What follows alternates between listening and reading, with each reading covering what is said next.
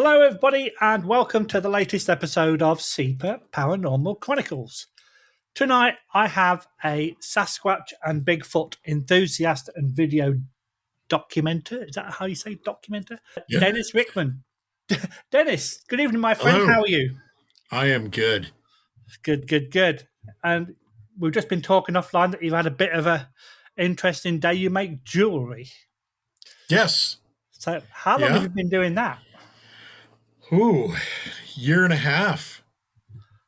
That's about it. I started off making coin rings and branched out into wire jewelry and then setting stones. And now I'm collecting stones from the beach and polishing them and cutting them myself and setting them into jewelry. So, Oh, that's pretty cool. Me and the wife went to a stone and crystal thing at the Y Centre in Ottawa, because you're in Ontario as well, and I have never seen so many rocks, stones, and crystals in my entire life. Did you leave your wallet at home? Well, I only bought the wife a bracelet, which was like $20, I think, but she spent best part of $100, and she's got like a little pile of them, all the little pretty ones over there somewhere. But if she wants to spend that, that's up to her. Anyway, my friend, the reason why we're here, you're a bit of a Sasquatch and Bigfoot enthusiast. So let's go back in time a little bit, and if you can tell me how this all came about, please. Well, standard stuff that you probably hear from everybody else. I first remember seeing Mysterious Monsters, the movie it did Loch Ness Monster and Yeti and Sasquatch, and I don't know, I was 4 or 5 or 6, somewhere in there, and that piqued my interest. I've been interested ever since. I watched Finding Bigfoot and that Leonard Nimoy show and all that. But I was doing filming for another YouTube channel I have called Random Adventures. And I was doing a hike, and it was an area that I found on one of the online resources where there'd been a Bigfoot sighting. I figured, I'm going to go there and do a hike there. And I did that, and I found an eagle's nest with an eagle in it. So I was videoing that. And this was at the top of a ridge and goes down into a river valley. And then down the ridge to my left, something went, and I just kind of froze. I recognized that I had heard that. I had my camera running. It was on my phone because it had a better zoom of the filming the eagle. And you'd think I'd go, what the heck? I didn't. I stuck there on the eagle. And I was thinking about it. I didn't even turn and look, which is completely absurd. Kicking myself afterwards. So I don't know. It might have been a few minutes I was there, and I started talking about it, and I backed away from the edge back to the trail. And I was very confused. It was weird. I wasn't scared or freaked out or anything. I was just didn't understand what was going on. And so I continued hiking, and brain fog cleared, and I kept going. But I didn't think about that again until I was in the car driving home, like a couple hours later. And I realized, I've got that on video. So I'll listen to it when I get home. When I got home, I caught it on video, and it's like you can hear it really well. So that's what started my YouTube channel, Upper Canada Sasquatch. And I started off finding sighting locations around me. I'm in St. Thomas, which is southwestern Ontario, south of London. So anywhere between Windsor and the greater Toronto area, any sightings, I go to that place, hike around, have a look around, see what I could see, hear what I could hear, and then relate the the sighting report that I'd found. Now, lately in the last maybe 8 months to a year, I haven't done as much as that for two reasons. One, I've run out of reports in my area. Okay. But the other is I've been suffering more and more over the last 2 years from degenerative osteoarthritis. So I can only get out when I'm feeling good, and that's not a lot of the time. So I try to do what I can, and I'm releasing about once a month videos. I'm about to release one this week that is one of my best ones in probably a year. But that's what my channel is, and what I'm doing, kind of videoing and documenting and sharing the stories, and along the way my experiences when I run into them. That's pretty good. I have to say, and I can't leave this alone, that was a great impersonation, by the way. That growl. That's exactly what it sounded like. But the thing is, though, like, I'm from England and we don't have many big animals that are wild, but it's Canada. We have bears and all that kind of stuff. If I'd have heard a growl, that's the first thing I'd have been looking at. not the Well, eagle. I came home after that, after I recovered the video and listened to it. I started searching the internet for animal noises, and I went black bear. There's limited sightings of black bear in southwestern Ontario. They come through every once in a while, but it's very rare. We have a small population of cougars. They don't make that kind of sound. It was very deep and guttural. Bears don't growl. I found out they grunt and huff, and deer. There's no moose. There's no elk or caribou this far south. Wolverines, maybe. Nothing even came close to that. It was weird. So my conclusion was, I don't know what it was. However, this is the only thing that I could find that I think it was, that sound. And that's what's really, that I find really interesting, because a lot of places in the US, there's multiple Bigfoot sightings. Sasquatch tends to be more like over the border, Canada, what kind of way, even though there are Bigfoot recordings. Like in the UK, I think we've got one that hardly any people ever talk about, but the UK is known for Nessie. And then you've got other like sea creatures. The west you go into Canada, but Britain has the Green Man, and I think Green Man has ties to a population, whether they're still there or if they've moved on or whatnot. But I think that's the ancient Celts take on Sasquatch, or Almaste, or like it's in every part of the planet, right? Everybody has their own. That's it. And the only reason I didn't mention that name is because I'd completely forgot about it. So I thought I'll just move on and hope you don't notice. But you picked me up on that. Thanks, Dennis. So yeah, but I say, and obviously you've got the Yowie in Australia, you've got the Yeti in Asia.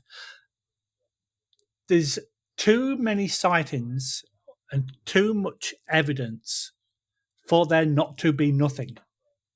Yes. And I always tell people, one of the things that I find really annoying is when you watch some of these, not necessarily the ones that are actually going into the research, but the caught on camera kind of ones, where it's like, okay, I can hear something, I can see something, I must set my camera to extremely grainy and extremely blurry. and then I'll start recording it. Because like, in this day and age, you'd think that the quality would be a lot better, but it never is. No. Well, you know what? There's been, because I have done a fair bit of hiking, I'll catch animals, deer or whatever. Or for one instance, I was in Windsor at a particular location where there was a sighting, and was doing a location report, and there was a great blue heron flew up out of this little swampy river area. And they always say, well, everybody's got a phone on them. Why don't we have better video? I had to pull out my phone, open it, turn it on, get it to the camera app. And then by that time, that's 6 or 7 seconds, but that bird was gone. Yeah. Yeah. So, I mean, if it's a fleeting glimpse, even That's it. unless you're already out with your recorder, your camera, or your phone, and it's already running, forget it. Yeah. And it And does. then autofocus is useless. So, Oh, absolutely. And you do kind of think sometimes it's like, wait a minute, why are you recording in that particular place at that particular time? Unless it's maybe some sort of setup, which unfortunately is getting more common nowadays, and it's just so sad. yeah, it's the situations where I've caught stuff. Well, at least in my opinion, are situations where people don't know where I am or that I was going. Or for a few examples of when I went on an Ontario Sasquatch expedition, it was out in the middle of nowhere at a hunting cabin, and there just wasn't anybody around. And stuff happens, and everybody's accounted for. So Yeah. So, what kind of things take place for a typical investigation, or a typical expedition, shall we say? like one of my outings or an Yeah. actual Well. expedition?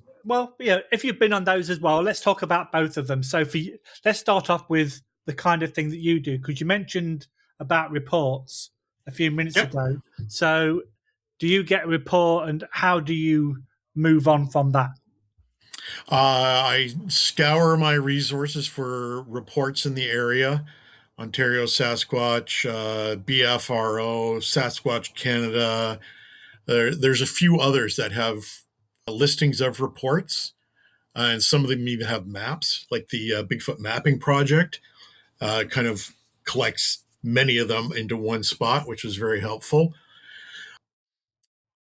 I look for ones that are, well, near me, and then I make plans to shoot over there, read up on it so I know what the deal is and I know where to go and where to look.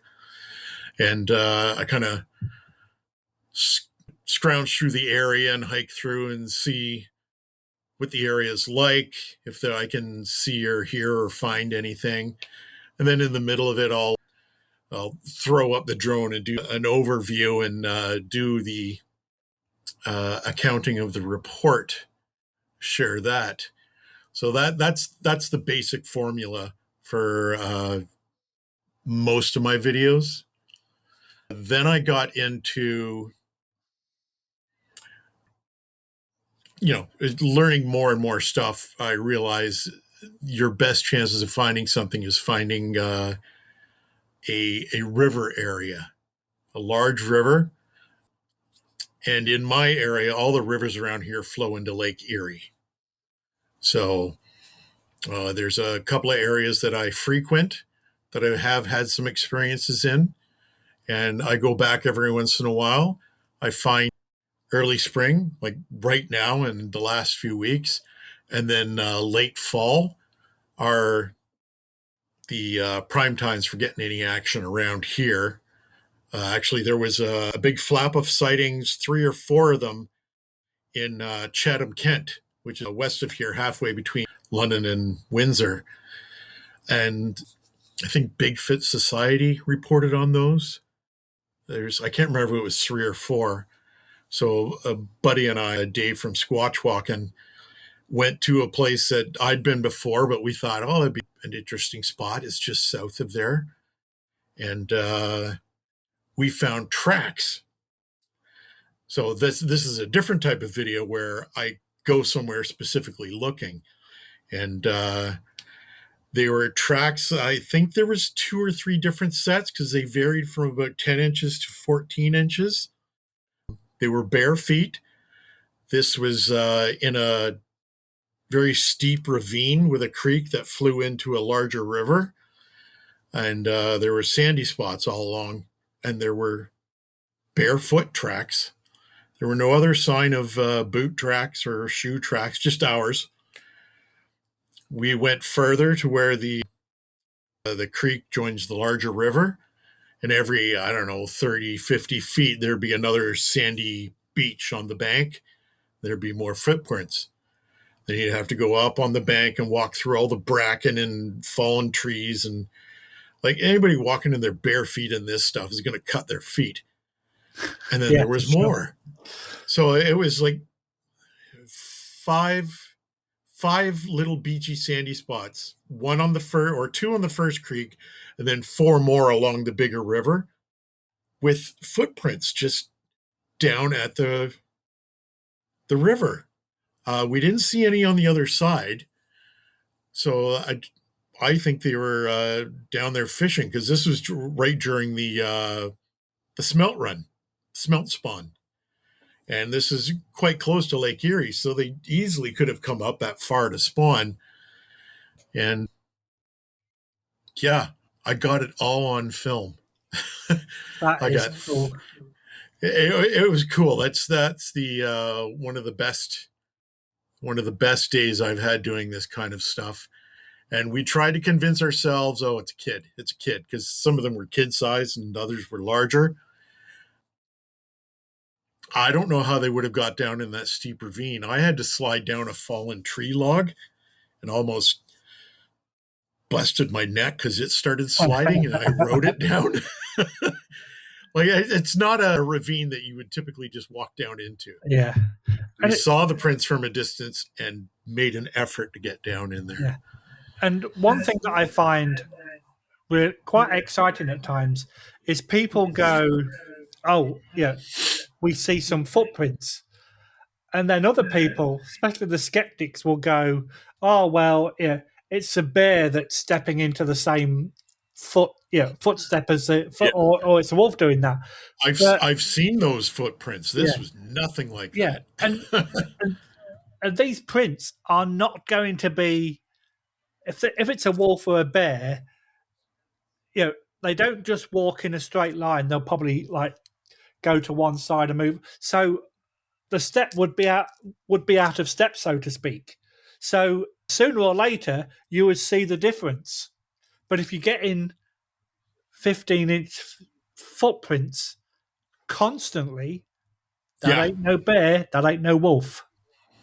no, I know what a bear print looks like. Even a double step. I've seen a double step, and of course they walk like this. So if there's a print here, there'd be a print 2.5, 3 feet over on this side, Yeah, slightly not staggered.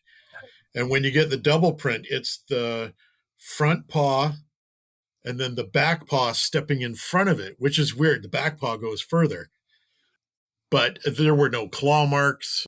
So it definitely wasn't a bear. They weren't wide enough to be a bear.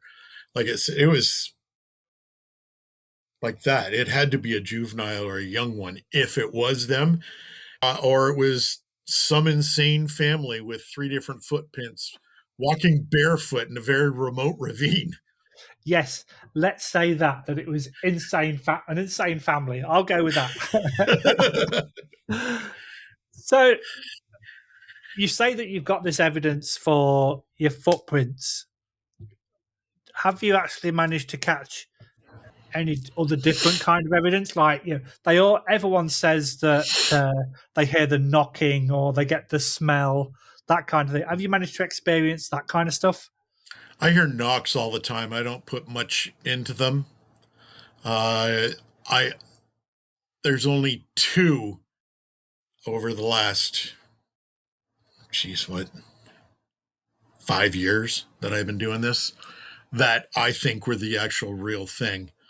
One was, again, I was at there's a park here called Big Bend Conservation Area, and there's some camping, but it's hiking trails as well. And I went in the very early spring, late winter. It was just starting to thaw, but there was still snow on the ground.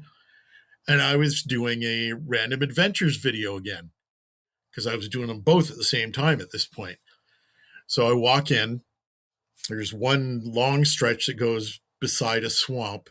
There's a lot of swampy area on the upper side of the campground, and I heard voices on the other side of the swamp, like distant, like kids talking, playing. I don't think I can mimic it, but I was the only car there. You have to park at the front and then hike in. So I thought that was weird. I got that on camera. I went further in.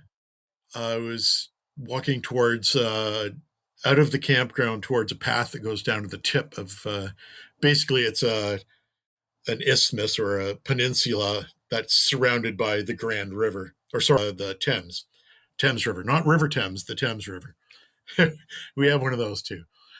And I was as I was walking towards that, it was dead quiet. I wasn't hearing much of anything. I was listening for birds, and there was this power knock. It sounded like somebody took the biggest solid baseball bat and smacked against the coldest, hardest tree you could find, and it just knock rang. It was just one, and then a murder of crows just freaked out. There were dozens of them, and I could see them, and they all just flew south to go to the other side of the river. It was loud, and I just stopped. I didn't have my camera going at the time, unfortunately. That one I didn't catch. Yeah, that got me a little nervous. But once all the crows settled down, I kept hiking and I went down. I couldn't get to the very tip. I wanted to look at the very tip to see if there was perhaps animal tracks down on the sandy beach on the curve. So I went down as far as I could. There was a bit of a ravine there that went across. So obviously, in high flood times of the Thames, that would fill up. It was dry at this time. There were tons of coyote tracks there. I went across to the other side and came up and approached where the river headed north again and then bent to turn west was the boat launch for the camping ground. And I stopped there and I was doing some filling, and there was a hill and a path that went up to the right, up to the campground from the boat launch. And I looked up there and I saw a figure, just, I don't know, half of the figure go behind these trees. I figured, oh, somebody else is hiking. And their head went behind the top of this dirt mound that's there. So I went up there. I was going that way anyway because I wanted to go to another spot up there. And I got up there and I realized those dirt hills were about 7 foot tall. And from my perspective, there was a path that went in behind the dirt hill down to a little creek that went to a beaver pond. I went back with a friend a month and a half later, and I stood there and got her to touch with a stick where the head was. And we measured it. And it was 8 foot 3 inches, is where the head would just go behind the dirt hill. When I went up there after I saw it, I didn't see anybody. I didn't see any tracks. I didn't see anybody down in the ravine. It was a game trail rather than a hiking trail. The hiking trail continued north. So I kept going north, and there was nobody there. And when I looped around again, there was still no cars in the parking lot. So I don't know what that was. It was half a second glimpse of something dark. It looked like the back of the head and the shoulder going behind this And this dirt hill. yeah, it's the amount of people that say whatever it is, is much bigger than a tall person. Yeah, most humans are like 6 foot, 6'2". But if you're talking 7, 8 foot, unless you've got a basketball team hiking, it's not going to be a human, is it? Let's face it. No, It's got it to be didn't something strike else. me as extra tall when I first saw it until I got up there and realized this mound is taller than I am. Yeah. And I'm 6 foot. So it was definitely taller than 6 foot by a decent amount. I would have said at least 7 foot. But yeah, over 8 when we measured it in the recreation. But that's the first knock that I had that freaked me out. And the second one was during an Ontario Sasquatch expedition. We stayed up all night around the fire, and we were hearing stuff off in the woods that was, it couldn't have been a deer stepping on a stick or something. It wasn't a snap, it was like a bang. And we heard some large thuds as well, like somebody dropping a big rock on a soft piece of ground, just thud, or dropping a big log. And I mean, all it was swamp. After the trees, there was a swamp there and it's a pond. And it's interesting, or could be confusing, but yeah, if you've been hiking day and night, you've been out camping, you know the sounds of the woods. You are going to get cracks of branches, but it's going to be a definitive crack. Yeah, when Yeah, a branch falls off a tree, if an animal steps on a branch, you're going to get a crack. You are not going to get a bang or a thud like somebody's hitting a tree with a baseball bat. You don't get those kind of sounds naturally. So it's got to be something else. But big question mark. What yeah. is that Well, something we else? didn't, in that instance, we didn't see it, so Yeah. we can guess, and that's what we were there for. But Yeah. So what do you think the Bigfoot or the Sasquatch could be? Do you think it's a primitive human? Do you think it's a human gorilla hybrid? Do you think it's something else? And we could even go down the, yeah. Do you think it's a paranormal entity? What do you personally think that the Bigfoot or the Sasquatch is? I'm working on the assumption that it is a physical, undiscovered ape or ape human hybrid or something. It's physical, it's alive, it knows what it's doing. But I don't know. As far as I know, it could be an alien. They could travel through dimensions, but I can't prove that any further than I can. Like, I see footprints. Something made those footprints. That it was physical, at least at that time. So that's what I have to work with. I don't discount any other theories, even though they get pretty funky sometimes. But I don't know if we can't even prove it's around. And well, that's the other thing, saying, oh, how can we prove it? Well, there's so much evidence, and the, only the people who are into it know the vast amount of evidence. Everybody else is like, well, where's the evidence? Well, how about tens of thousands of footprint casts? I have a cast that was given to me by a friend from Ontario Sasquatch. It was the Strathcona Park print cast by Dr. John Bindernagel and his wife. And it's 18 inches long. Wow. He was given a copy by Dr. Bindernagel, and he made copies. The original one, they had to hike out of there and come back with casting material because they didn't have any on them. And when they came back, there was a shoe print in the middle of the track because a hiker or a jogger had come by and stepped in it and didn't see it. So the original cast is the footprint with a shoe in the middle of it. But he erased that because Yeah. he wanted to make copies to give to people as thanks. And so, which is really cool. I appreciate it. But I understand that the one with the footprint in it, the shoe print, is the original. And having copies of the original out there kind of Yeah. diminishes the.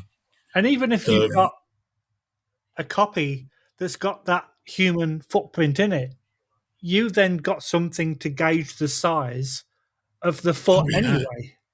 yeah. I 3D scanned it and I printed out miniatures on my 3D printer. Just give me a sec. I'll grab it here to show you. Okay. Live, live broadcast. The guy walks off but there it is. Oh Oh, wow. that's really bright. Let me turn it. Oh, that's pretty good. It's huge. I mean, you can see it next to my head. Yeah.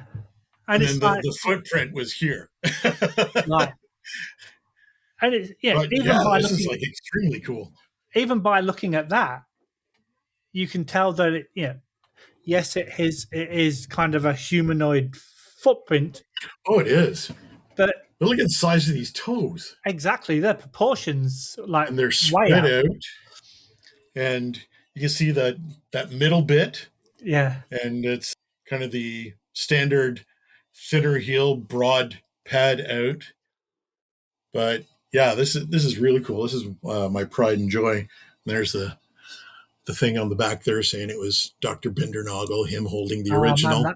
that's pretty cool. That's pretty cool. So one thing that I've also discovered since I've been talking to There's people the about 3D print. that's cool. The That's cool. miniature one. Yeah. Yeah. One thing that I've also found out, I was talking to a guy from the West Coast, and his theory is that the Sasquatch/Bigfoot can see bioluminescent colors. So his theory is that they can see and hear us way, way, way before we even see them. Oh, Do I you have believe any? that. Yeah, Yeah. I mean, that's where they live. They, like you said earlier, if you're out hiking a lot, you get to know the sounds of the forest. Well, if you live in the forest, you really get to know the sound and the vibe, and not just sounds and sights. It's the energy around them. Like that's it. you're in a crowd, you can tell that somebody a couple people over is angry. You just get the Yeah, vibe, right? exactly. So And yeah, I totally believe that. yeah, and everybody's come home drunk at night and tried not to make any sound whatsoever, and then end up making more noise than what they anticipated. But if you've got a group of people, even if they are going to look for Bigfoot or Sasquatch, and they're deep in the forest or in the woods, they are still going to make a lot of noise, regardless of the fact that they're trying to be quiet. Yep. And these animals have got way better hearing than what we have. So you can just imagine kind of a family of Bigfoot going, some bloody humans over there making a noise again. Hey, Drunks. yeah, hey, Dennis, just go and show your head round that tree, just to get really excited, then come back. Yeah, you can just imagine it, can't you? Sort of like, humans make noise. It's Well, in light of that, with the footprints that we found, the full day before and that night, it just poured, and these tracks were fresh. So they were made either late overnight or early in the morning, and we were there at 8:30 in the morning. So looks like I I've don't lost know, you for a was this second there, thing Dennis. walking around and heard us coming in and then took off and that oh Are you still with yeah, me? you're frozen. Try logging out and logging back in again. I think I've lost you. You're back. Back. Yeah, I lost you for a second. Yeah, it just froze up. How far did you get me? That's a good question. I'm not honestly quite sure, because it's like, oh, he stopped talking. Oh, he's frozen. But Oh, I can get that bit cut out. So yeah. let's Well, start. I'll Start pick from up that. there. Yeah, It sure. was it had rained all day and late into the night the day before, and the tracks that we found at that one place were fresh.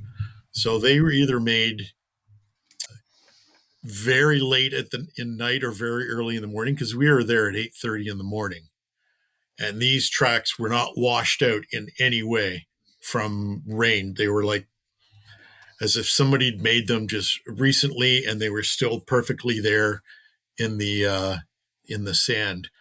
So I mean, did they hear us coming in and they were there when they heard us? They buggered off. It was pretty. It must have been pretty close because they didn't have that much time to make the prints and before we were there. So they must Yeah, have been around. and that's it. But yeah, even if they had seen or heard you and decided to get the hell out of there, you would have heard something without a doubt. Yeah, something running through the woods, you would have probably have heard it. We thought we heard some talking, but it was a it wasn't a stormy, windy day, but it was a breezy day, and you're getting all the trees up in the ridge creaking and rubbing against each other. So we just wrote it off. I can't say it was or wasn't anything, So, but yeah, they if they heard us coming, they boogered off. and yeah, I think I can't fault them for that. To be fair, because sometimes when you go out to public events, it's just like this is too peoply. I don't want to be here. So I can fully understand. So Now the when you trail in that area is on the ridge on the other side of the valley, which is a good 200 meters across. So we are on the west side of the valley. There's no trail there. We are bushwhacking. It was, for the most part, flat. It wasn't too difficult to hike in, but you had to go slow and you had to step over a lot of fallen trees. And so we would have been making a lot of noise. and that goes back to my thing about humans making noise. Mm-hmm. That's why they keep hidden. Who wouldn't really? So when you go hiking, you know, obviously doing your enthusiast investigation bit, apart from your video camera, is there anything specifically that you take with you? Do you take like a notebook to record anything or anything like that? No, if I see something interesting, I video it. So that's kind of my notebook. If the weather's okay or and the location allows it, I'll take my drone. I didn't in this case because it was a fully covered forest. I take my 360 camera and get 360-degree pictures of different spots and locations. I take stereogram pictures with my phone. Depending on where it is, I might bring. I used to wear a bear bell, but sometimes when I go with other people, it would piss them off. So I stopped wearing the bear bell. I'll take a bear horn. I got one that I can blow in, and I usually carry like a camp knife or something with me. So let's be kind of let's jump off the fence right now. Yeah, yeah. Yes, they could exist. Yes, we do have a lot of evidence. We don't kind of have that definitive. Oh, look, there's a Bigfoot waving at us, kind of thing. If you was on the side of the bipedal creature, what do you think their perception of humans is? Are they curious like we are trying to find them and they kind of going, oh, look, there's another human? Or do you think that they see us as a threat? So that's why they're staying hidden. Yeah, more the second part of that. Just like bear and deer, they'll come check you out if they're curious, right? But Yeah.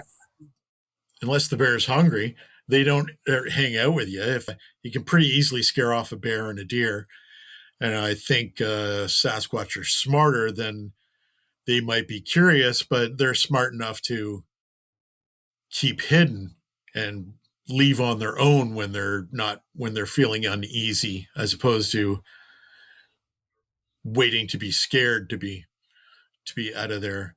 Yeah, I think they're aware that there are people. I don't think they interact all the time with them. They try to stay away from them. Yeah, like any other wild animal. I don't think they're as smart as we are, but I think they're pretty smart. Maybe their smartest ones are as smart as dumb people. Yeah, But that they're makes sense savvy, for right? sure. They got street smarts, or wood smarts. Yeah. So if you were hiking through the woods and you came across the body of a cryptid, what would your next steps be? Pictures, pictures, pictures, pictures, and then upload them to the cloud, and then send them to other people right away. Because if I get disappeared, the proof will still be out there. That's very true. Now, would you not be kind of concerned that if you put them up to a cloud, people could ping that location and then come in and disturb that territory that the Bigfoot or the Sasquatch are in? I suppose I did think about that with this location with the footprints, and I haven't said exactly where it was. Just southern Chatham, Kent. It's a big area. For that exact reason, it's like, and that's also the reason why we didn't go and look at the sighting locations from the 3 or 4 reports in Chatham, Kent the week before. But we figured everybody's going to be out there looking. It went over Bigfoot Society. It's been on the news. CTV covered it. Let's do something in a different area that's kind of related. Looks like we lucked out on that. But yeah, I'd have to think about that if that happened, the scenario. But I would be taking a lot of video and pictures. Oh, for sure. And yeah, if you talking to an individual in the pub or out socializing, and they're one of these skeptics that say it's complete BS, there's no such thing, and it's only a guy in a suit. What's your response? Okay. Whatever. I'm not doing this to try and make non-believers believe. And if they're shut down to that, then that's fine. That's I'm going to keep doing what I'm doing, and I have friends that are like that. I have one friend. He was interested in my stories about this stuff, and he would try to poke holes in it, which was fine. I mean, we were playing that game, but he was asking me, right? So there was a level of interest there, but he's wasn't a believer, so that's fine as well. I got no problem with that. I don't feel the necessity to force people to believe with anything, regardless whether it's a Sasquatch or what color they like. Yeah, because one thing that I've found being a paranormal investigator is you get that typical skeptic that damn right come out and say that they don't believe that ghosts and spirits or whatever exist. And then they'll go, but there was this one time. And then they'll tell you a story. Yeah. And it's like, hang on a minute. Yeah, you say you're a skeptic, but then you're telling me about an experience that you've had. Yeah. Well, this friend that wasn't a believer, he had spirit interactions. He lived in a house that they believed was haunted, and it was disturbing enough that they sold it and moved out. And then through his research or their research, they found out that there over the last decade there have been 5 or 6 different families in here, and they've all bailed on this house. Now, it wasn't anything dangerous, but it was creepy, and they had a young daughter, so they weren't too thrilled about having her exposed to that, and a lot of these experiences were hers as well. So, but yeah, so I mean, he wasn't a complete disbeliever in all paranormal, but maybe just Sasquatch. Yeah, maybe. Yeah. So I know you touched on it right at the very beginning about the time of year.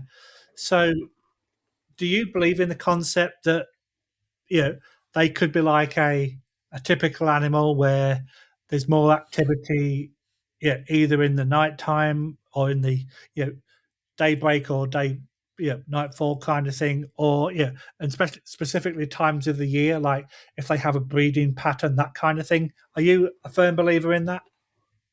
Yeah, I think they have. I don't think they're nomadic and just constantly traveling. I think they have a range. Could be a very large range, and they move around it constantly depending on the year. They follow the food kind of thing. I think in the winter months they have a place where they hunker down, whether it's in a family group or a clan. I don't know how they hang out. And then in the spring they start expanding out of there, chasing uh, the new plants growing up or the spawning runs in the rivers in the early spring, expanding their zones. Maybe they come down to Lake Erie to do some fishing or get seaweed or something like that. But I think they hunker down in the winter and limit their range because they've got a spot where they know there's what they need for shelter, there's food around, and then they expand out in the better weather. But I don't think they're like geese. I don't think they go south and north depending on the time of year. Yeah. Screw that. I'm going down to Florida to get the bloody Yeah, why water. don't you come back? Exactly. So, unfortunately, we are coming towards the end, Dennis. But where can everybody find you? And I know you mentioned it at the beginning, but mention on YouTube channel. YouTube is Upper Canada Sasquatch. I do have an Instagram and a Facebook account as well. Most of my stuff goes on YouTube. Facebook I use to post my 360 pictures and my stereogram pictures because that's the only platform will handle those. So there's not a lot of action there, but there's cool content there and Instagram I post a bit more on short things, but most of it's on YouTube. The episode with the footprints is coming out in the next week and a half or so. So I'm planning to do it on the 15th. But I'm approaching 90 videos on the channel, and they all have my experiences, including 4 episodes of expeditions with Ontario Sasquatch. And we think we caught one on thermal. Good. And I have the video in that episode. So if anybody's interested, and we saw eye shine there, a tree was pushed down. They threw rocks at us. I found one of the rocks. I have it. So yeah, it's all my experiences are there. Some of the videos are pretty boring, just a hike with a story, and then some of them are pretty good because they got some stuff in them that's weird. That's cool.